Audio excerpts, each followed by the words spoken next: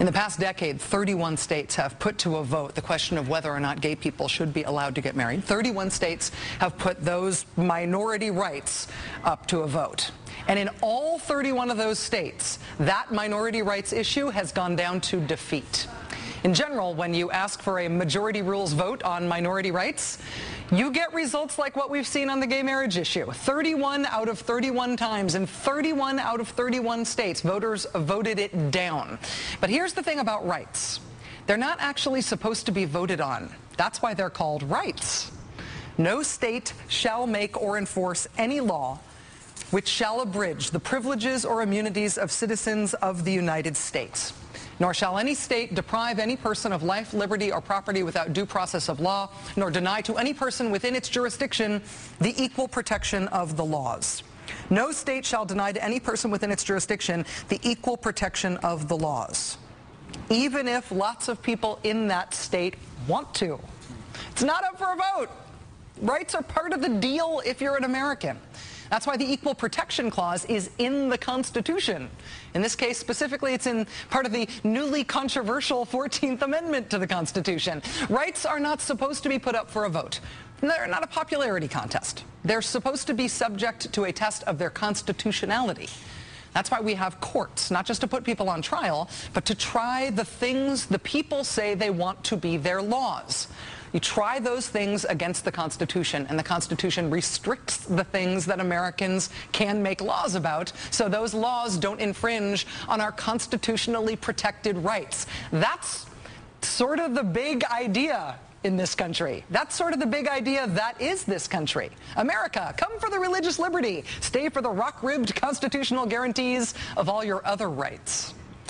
Today, for the first time in our nation's history, a federal court put the issue of a state ban on gay marriage to the constitutional test.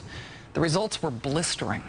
A federal judge in California ruled unequivocally today and in the strongest possible terms that California's recently passed gay marriage ban, Prop 8, is unconstitutional. The ruling's long, but it is a page-turner. Federal Judge Vaughn Walker summed up his ruling this way, quote, "Moral disapproval alone is an improper basis on which to deny rights to gay men and lesbians. The evidence shows Proposition 8 does nothing more than enshrine in the California Constitution the notion that opposite-sex couples are superior to same-sex couples. The court concludes that Proposition 8 is unconstitutional." And with that, California's gay marriage ban went kaput. A huge victory, of course, for gay rights supporters in that state and possibly around the country. But Judge Walker, who's a George H.W. Bush appointee, Judge Walker not only struck down California's gay marriage ban as unconstitutional, he also probably set the stage for what will be the next big court fight and the next big political fight. The anti-gay marriage side that was defeated in this case has already filed paperwork expressing their intention to appeal the decision. You should expect to hear lots of excerpts from Judge Walker's ruling, not only in the legal discussion, but I think you will hear it in the political fight that is sure to come as well, because I think many conservatives will see some of this language as explosive. Quote, "That the majority of California voters supported Proposition 8 is irrelevant, as fundamental rights may not be submitted to a vote. They depend on the outcome of no elections."